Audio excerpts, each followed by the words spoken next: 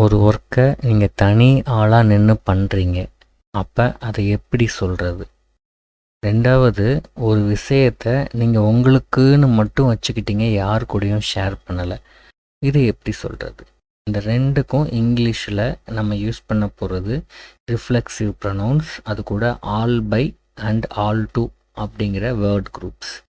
இது ஒரு idiomatic expression. So first, எல்லா ஒர்க்கையும் நம்மளே பண்ணுறோம் அப்படின்னா அதுக்கு ஆல் பை யூஸ் பண்ணணும். Okay, for instance, I planned the whole thing all by myself. இதுக்கான மொத்த பிளானையும் நான் தனியாளாக பண்ணினேன் அப்படிங்கிறது மீனிங். ரெண்டாவது, ஆல் டு, அந்த பிளான் சக்ஸஸ்ஃபுல்லாக நல்லா பக்காவாக ஒர்க் ஆயிடுச்சு. இப்போ அதோட கிரெடிட் யாருக்கு போகணும் அப்படின்னா நம்மளுக்கு தானே வரணும் இல்லையா? அப்போ அதை எப்படி சொல்கிறது? I took the credits all to my self.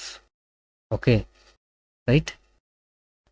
இப்போ சில எக்ஸாம்பிள்ஸ் பார்க்கலாம். He completed the work all by himself. அவர் அந்த ஒர்க்கை யாரோட ஹெல்ப்பும் இல்லாமல் அவரே செஞ்சு முடித்தார்.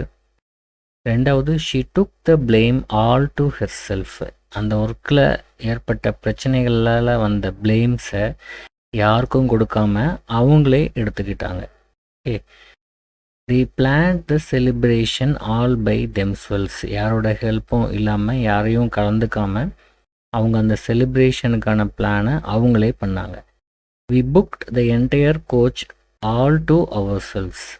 ஏதோ ஒரு செலிப்ரேஷன் பண்ணுறதுக்கு ஒரு ட்ரெயினோட கோச்சை மொத்தமாக புக் பண்ணுறீங்கன்னு வச்சுக்கோங்க, நம்மளுக்கு மட்டும், ரைட்? வேறு யாரையும் அதில் அலோவ் பண்ண மாட்டோம். நம்மளுக்காகவே ஒரு கோச்சை எக்ஸ்க்ளூசிவாக நீங்கள் புக் பண்ணியிருக்கீங்க அப்படின்னா.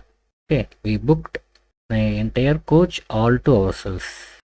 ஐ ஹோப் ஒரு புது விஷயத்தை கற்றுக்கிட்டு இருப்பீங்கன்னு நினைக்கிறேன். இன்னொரு வீடியோவில் பார்க்கலாம். தேங்க்யூ.